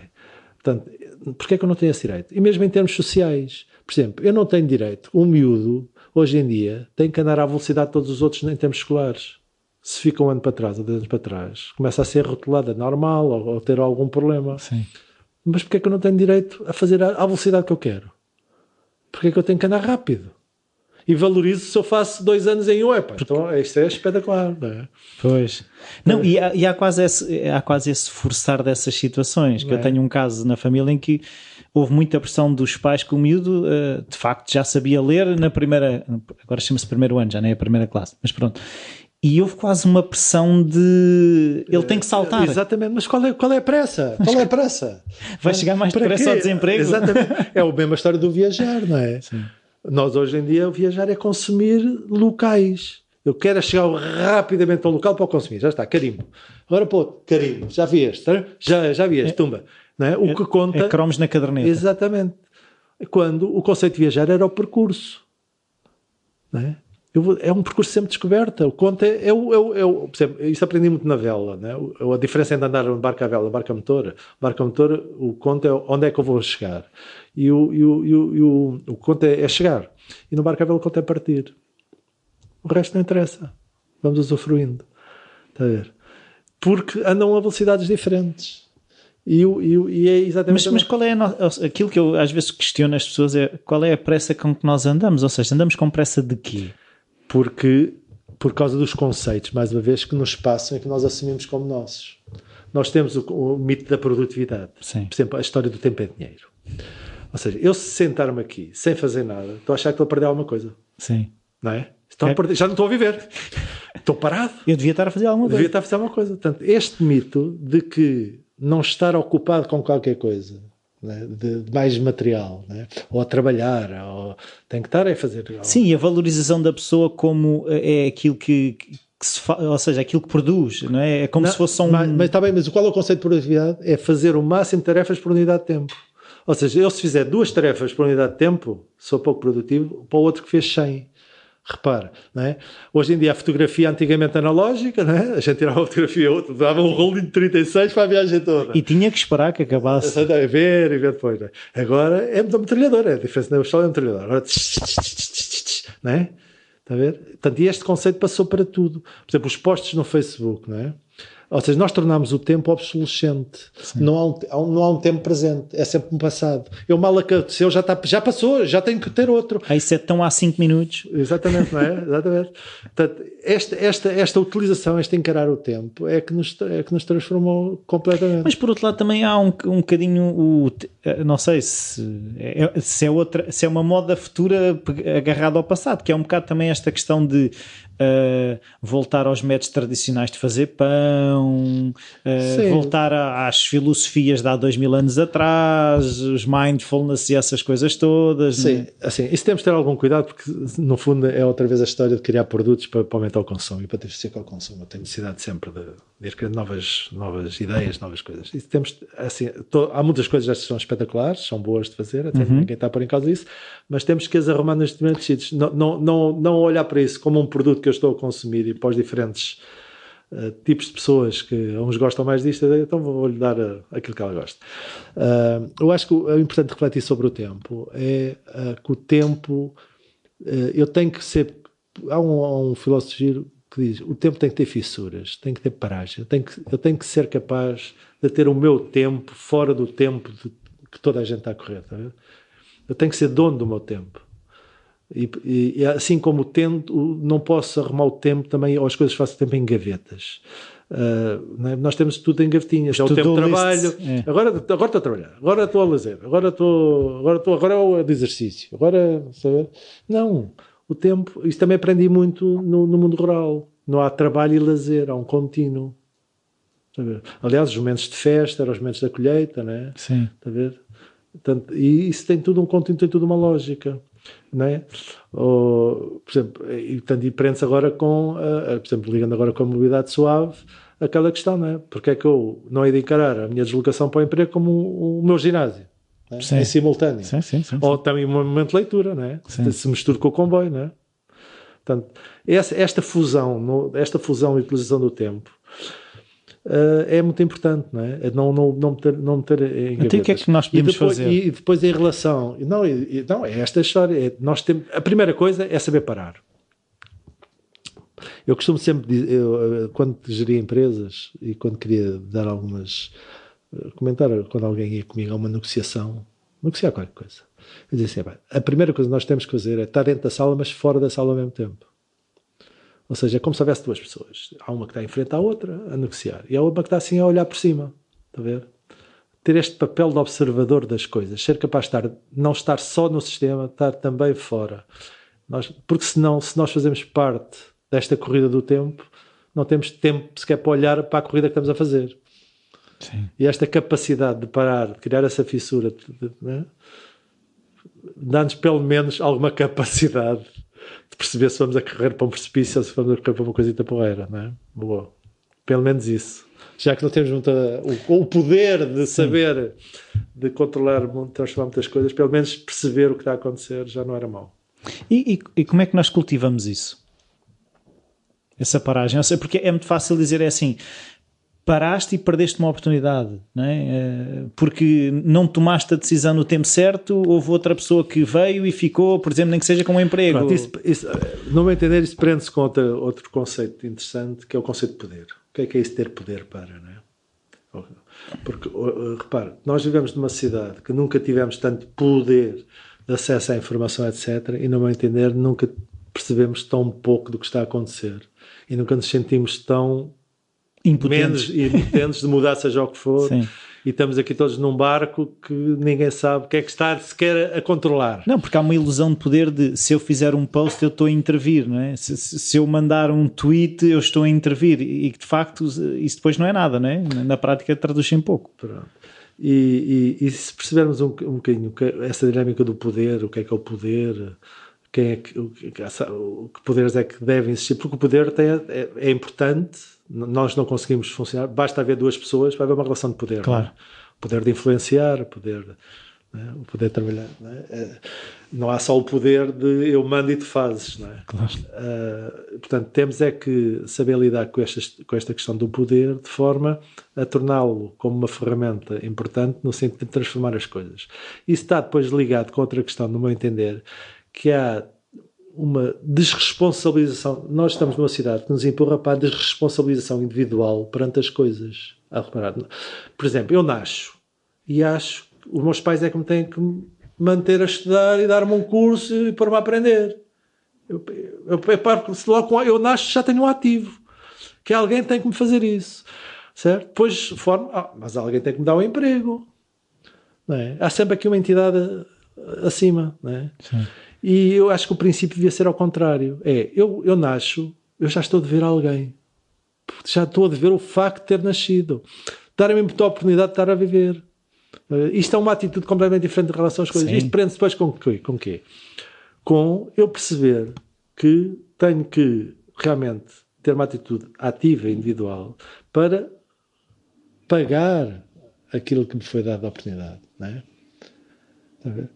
E prende-se com... Isso, ou seja, o que eu acho é que isso acaba por me dar poder, ou seja, eu tenho o poder de agir sobre as coisas, porque eu não estou à espera que me venham trazer as coisas. Aquilo que eu digo sempre ao meu filho é assim, aquilo que tu me podes dar melhor é tu tornaste independente, e independência é seres autónomo, e tu estás na escola é para seres autónomo, não percebeste? E tens toda uma oportunidade, e que tu tens que aprender exatamente por ti, não é? Tens de ter essa motivação, porque é isso que te vai dar a independência. Claro. Não é? E agora há outra questão ligada com esta, que se prende também com isto. Todos nós somos altamente solidários e incomoda-nos tudo que está distante. Sim. É? Agora, ninguém se incomoda com aquilo que está na nossa rua, com o que está no nosso prédio. O prédio não funciona onde vivemos. O condomínio não funciona. Mas agora, o problema dos coletes amarelos em Paris, isso é grave. Sim. Vamos todos ser solidários com aquilo. Está a ver? E esta canalização, está a ver, das nossas revoltas, dos nossos males todos para longe, e quando nos esquecemos... Não, mas isso é tudo uma commodity, não é? Não, mas há bocado quando estava a perguntar, está bem, mas o que é que há a fazer? O que há a fazer é olhar para o lado, é olhar para perto. E olhar para perto, ou seja, eu posso realmente alterar coisas ligadas com o tempo, com o meu tempo, e posso alterar realmente coisas que estão à minha volta. Não é? Por exemplo, eu posso, imaginemos, eu sou um defensor da mobilidade suave para Lisboa, quero ciclovias todas, estas estão todas mal feitas, é muito empenhado. E depois chego à minha casa, estão os carros todos em cima de passeio, sou eu próprio, depois, não é, tá a ver? Ou seja, o vizinho não queria um regulamento próprio, etc. Claro. Coisas desse género. E mais, eu sou defensor de que deveria haver uma espécie de conta corrente de cada cidadão quando nasce. Eu nasço, já estou a dever. Não é? E esse saldo ir sendo medido. E agora falando outra vez nas questões do poder. O poder é perigoso quando ele é absoluto. Portanto, nós só temos uma forma... Eu, para poder transformar as coisas, e como só as posso transformar de imediato localmente, então tenho que fragmentar poderes. Não é? Portanto, vamos dar o exemplo da produção de eletricidade. Através daquele paradigma que o mais eficaz é uma grande produção central e depois distribuir para ir dar às pessoas, que isso é que é o eficaz, que irão ser estes grandes negócios. Mas hoje em dia, tecnologicamente, cada um de nós podia ser autossuficiente eletricamente. Claro. Pronto. E esta, para mim, é a boa imagem. Eu só deveria pedir de ajuda aquilo que eu não consigo fazer. Por exemplo, as grandes centrais de produção de esgoto que custam tanto à cidade. Eu não pago nada, produza 10 kg de esgoto ou 100, não é? Ou de lixo, mas se houvesse um soldozinho à saída da porta... Sim, um contador. Se calhar a coisa correria de outra forma. Eu não sei onde é que eu outro dia li, ou seja, existe, coisas para medir lixo, ou seja, a quantidade de lixo. Já existe essa lógica. Não é? E esse é que para mim é o futuro. O futuro é... nós temos esta espécie de liberdade que veio dar a internet. A internet veio, essa rede, o que é que nos permitiu? Permitiu nós termos aquilo que se custa ter um custo marginal zero nas coisas. Antigamente eu, para produzir um livro, olha, este podcast, o que é que me custaria? Uma pipa de massa, não tinha recursos, etc. Hoje o caminhão de exteriores ali fora. Exatamente. Portanto, hoje em dia o custo praticamente de fazer isto é zero, quase, sim. Certo? E atingimos... Portanto, isso permitiu o quê? A internet, certo? Essa rede... Então nós temos de ter essas redes alargadas às outras coisas, às commodities. Eu devia ter uma rede dessa para a eletricidade, eu devia ter uma rede dessa para a água, pós-esgotos. Mas, ou seja, por exemplo, se eu tiver a produzir eletricidade e o meu vizinho precisar passar-lhe um bocadinho de eletricidade... Mas para isso tem que ter uma rede que seja tudo fácil de implementar, não porque um governo manda, mas porque nós chegamos... Nós para fazermos um blog ou um podcast, eu posso juntar 3 ou 4 pessoas e produzi-lo. Ou podem ser 100, Sim. Ou posso ser eu sozinho, ou posso partilhar com 10 pessoas ou com 1000. E é a mesma história com tudo que é commodities. Águas, alimentos... E se nós tivéssemos imagina uma rede, essas diferentes redes, por exemplo, a rede de dinheiro, portanto, o blockchain, Sim. vem revolucionar essa possibilidade, que é eu poder criar a minha moeda só no meu prédio, ou no meu bairro, porque tenho uma economia local. Ou só a moeda dos atletas, a moeda dos músicos. Exatamente. E, portanto, se tivesse isso também agora, para questões também analógicas, tipo as águas, ou os esgotos, etc. Por exemplo, esta história de que é o grande negócio, que é as reciclagens, que é, eu produzo no bairro, depois vem uma carrinha, um caminhãozinho, depois mete mais perto, depois vai para a grande central. Não. Eu podia, por exemplo, eu podia contabilizar. Porque é que eu não tenho metade no prédio? É tão fácil, uma fossa biológica. Já saía meio limpa, para que é que ia gastar? Está a ver? Sim, já voltava à rede pronta a ser utilizada por outras coisas. E esta lógica de eu primeiro resolver os meus problemas e a seguir é que estou preparado para resolver o problema dos outros. E essa conta, está a ver? O tal princípio de eu nascer com a dívida e eu não quero a dívida, portanto eu tenho que resolver os problemas antes de criar a dívida, não é? Eu vou produzir pouco esgoto, não vou, está a ver? Sim, uma vez... o dinheiro e a quantidade de dinheiro na SAI para isto tudo diminui. Sim, está a ver? Porque é tudo local. É tudo local. Está a ver? Por exemplo, a distribuição de energia deixa de fazer sentido, porque ou de águas, grandes tubos, para transformar grandes pressões, para depois ter... Escavacar as ruas. Exatamente. Pronto, está a ver? Pronto. E isto está ligado, esta necessidade com... Agora vou agarrar outra vez, nas ciclovias. Eu, se tivesse uma rede nacional e urbana de ciclovias, o que é que eu podia aproveitar a ciclovia? Para ser uma espécie de calha técnica para estas redes analógicas. Imagine este país todo, se fosse possível, sempre com uma ruazinhas de 3 metros de largura a unir todas as aldeias, todas as cidades deste país e todas as casinhas dentro das cidades. Está bem? Onde se podia andar a pé, bicicleta, baixa velocidade.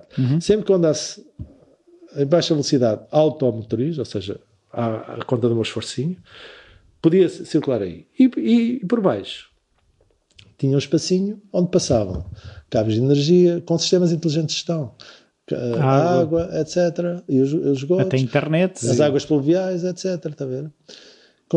E eu podia me ligar e desligar, ou associar-me com vizinhos, etc. facilmente. E isso pagaria depois, está a ver?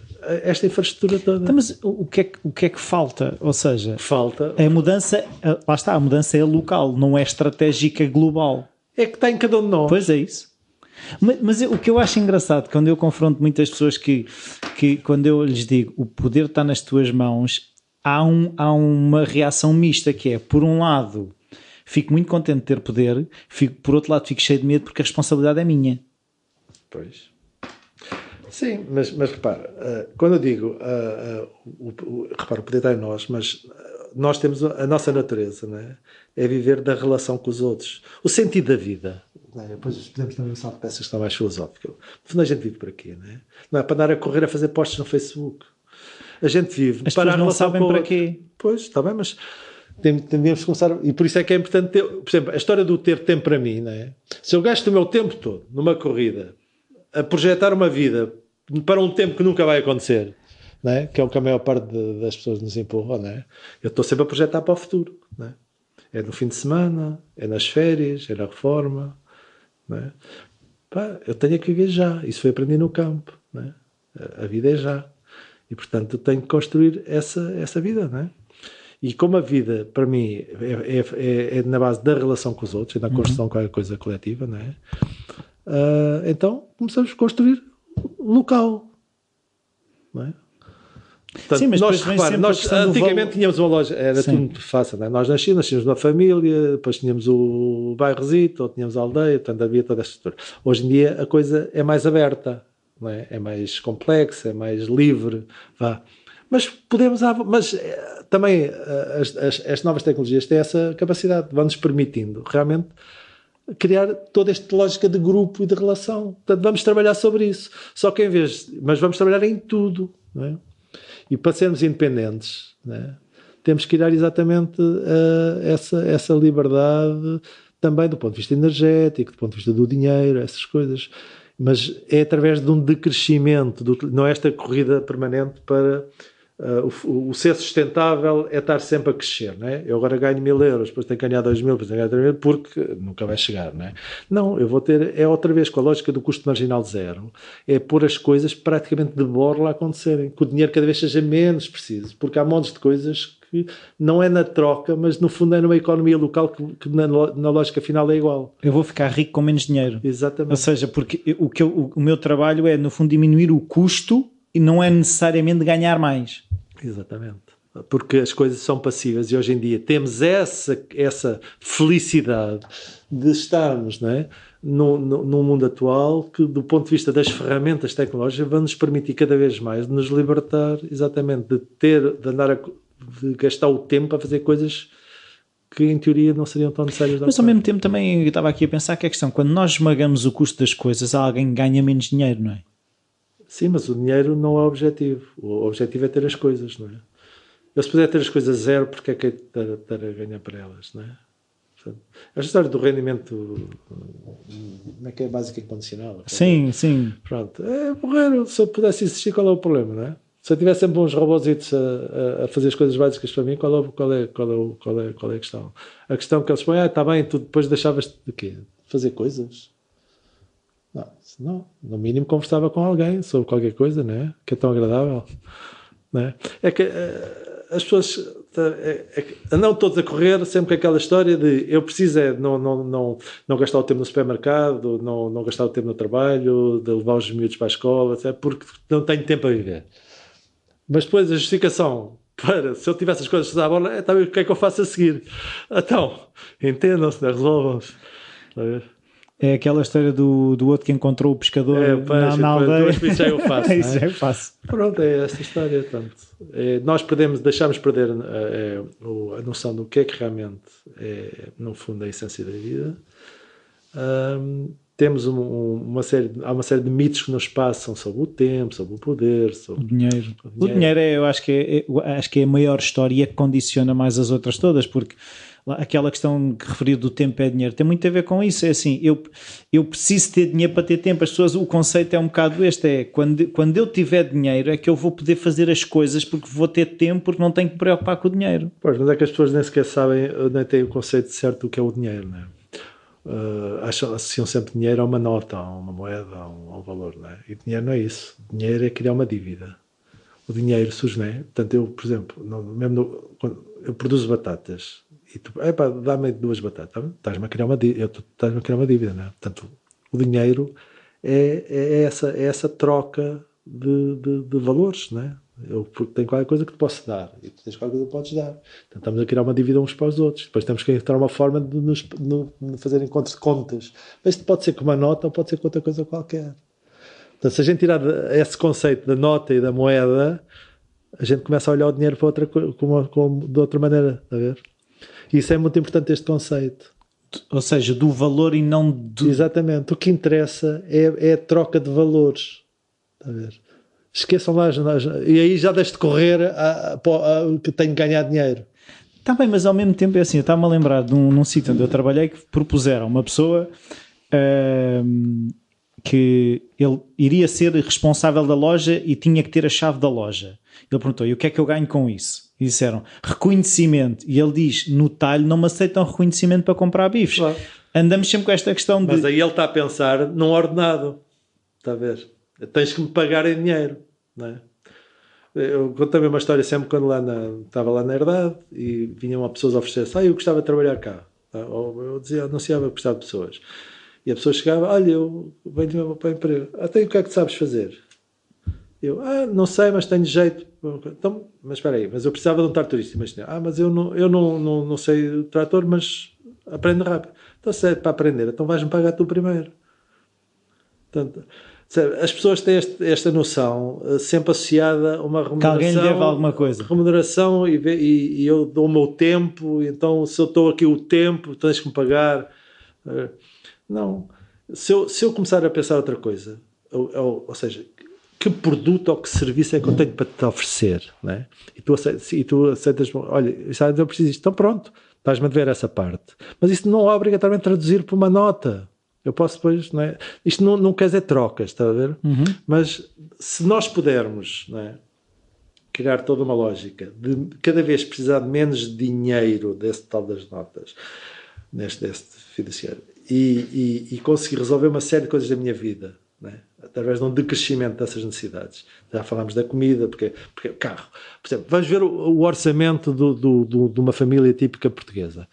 Onde é que está, por exemplo, a alimentação, qual é a porcentagem desse orçamento, sabes? Tens uma ideia? 30%, talvez. Não é tanto, se calhar, não é? E vestuário e alimentação. Onde é que está? Carro, telecomunicações. Sim. E casa, com a história da casa própria. Sim. E vai-se tudo aí. E estou pressionado, está a ver? Por coisas que pensasse bem, havia ali uma parte significativa que eu até conseguia resolver de outra maneira. Pois, isso é uma coisa que eu ainda ontem falava com um amigo, que era a questão de a pressão da sociedade de termos que ter a casa maior, ter o carro maior, ter o melhor carro, e a paz que é poder, lá está, conscientemente ter coisas que nos custam menos, ou seja, temos de trocar menos, lá está, eu não tenho que me vender para poder pagar, ser escravo das coisas, no fundo. E repare bem o que está a acontecer agora, outra vez com uma série de mitos também que as pessoas estão a assimilar. A mercantilização do tempo está de tal forma, ou seja, a história do tempo é dinheiro, que nós, ao princípio, não é, trocávamos o quê?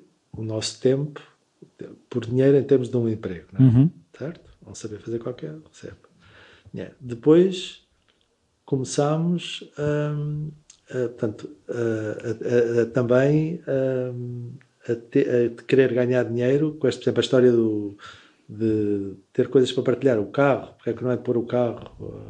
Ubers. Por exemplo, agora com o alojamento local, porque é que não é de pôr a minha casa também a render? Repare bem, que as únicas coisas que nos davam independência, porque eram privadas, não nossas, né? Eu tenho uma casa, é um espaço, pelo menos eu estou sossegado em casa, ninguém me vai chatear cá dentro, não é? O carro ou a história também de partilhar, fazer negócios de partilha com tudo e mais alguma coisa. Eu estou a mercantilizar a minha vida desde que acordo até que volto outra vez a dormir, está a ver? Tudo é comercializável, tudo tem que ser transformado em dinheiro, porque esse é que é o paradigma da vida, que é tu teres o máximo de dinheiro. Portanto, é exatamente ao contrário, o raciocínio é inverso. O que é que eu posso ter a custo zero? O que é que eu posso ter a custo zero? Ou seja, não é eu ter mais, é onde é que eu posso reduzir custos. Ou seja, e há muita coisa que hoje em dia, e essa é que é a grande vantagem dos dias de hoje, é que posso, realmente, não é? Esta é a história que estamos aqui a falar, não é? Qual é o custo para mim se eu quiser produzir conhecimento? Produzir conhecimento é publicar coisas, pronto, ou fazer seja o que for na internet. É zero, não é? Quase. Não é? Pronto. Sim, mas lá está. Agora, imagine isso para as outras questões que me tivemos a ver há bocado. Para as questões básicas.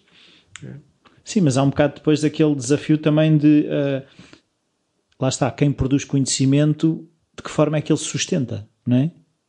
Sim, mas repara, se eu tiver as outras necessidades básicas também, a pouco e pouco, com custos marginais, mais marginais, não é? Porque nós vemos, lembras-te há bocado da nossa conversa, tudo o que é as empresas que pretendem, no fundo, criar dinheiro sobre dinheiro, etc., tentam sempre, o que é que eles estão? Criar produtos para nós consumirmos. Sim. Certo? É aumentar o consumo permanente. E nós, sem querer, sem nos dar conta, nós estamos sempre a necessidade de consumir. Vão sempre aparecendo novas necessidades. Coisas que não tínhamos. Por exemplo, os ginásios. Vamos ao ginásio. Eu posso fazer o exercício, não é? Na minha deslocação, como vimos, etc. Não é? E repara, o ginásio, eles todos os anos têm necessidade de novos produtos, chamam-lhe de outros nomes, outras coreografias. Então, isto mas agora no ginásio e aquilo é um negócio. Sim, umas coisas com os nomes que uma pessoa nem imagina. Aquilo agora faz bem isto. A alimentação é igual, não é? Como vimos, não é? Sim. Vou criar agora a alimentação sem isto, agora a alimentação Paleo, com aquilo. keto. Agora é super alimento, agora é o não sei o quê, agora é porque. Pronto, e nós andamos nessa corrida tonta. Pois. Não é? Então, eu agora quero perceber é como é que o Fernando gera os seus dias, ou seja, como é que é a sua relação com todas estas coisas. Olha, então respondi-lhe da maneira. Há bocado disse-me quando pesquisou na net, né, tinha uma dificuldade em saber alguma coisa de mim. Muita dificuldade. É isso que eu tento. É desaparecer. E nós, quando desaparecemos, realmente atingimos o desaparecemos neste sentido. Claro. Nirvana do tempo. Sim, no fundo, ficamos a fazer aquilo que queremos. Mas levanta-se cedo, escreve. Como é que ocupa? Portanto, há uma parte com as rotinas obrigatórias, não é? O dormir, o comer e a parte burocrática que nós todos temos na vida. Depois, a ler muito, conversar muito, tentar manter. Lá está a tal história, estar dentro da reunião e fora da reunião a observar, pelo menos, a tentar perceber para onde é que isto vai e o que é que está a acontecer. E realmente a tentar criar estas ideias do que eu acho qual era o caminho. E isso vai virar um produto? Ou seja, essas ideias vão virar algum serviço? Eu gostava, já lhe dei há bocado um exemplo, não é? Por exemplo, acho que a ideia das ciclovias, que do ponto de vista resolveriam... é um fator impactante na cidade, não, lá está, não meramente na utilização de possibilitar o deslocamento a pé e bicicleta, mas sobretudo porque permite criar as tais redes que permitem marginalizar custos a nível social e permitem às pessoas criarem as tais economias locais e a tal livremente, sem estarem debaixo de um grande poder corporativo, centralizado.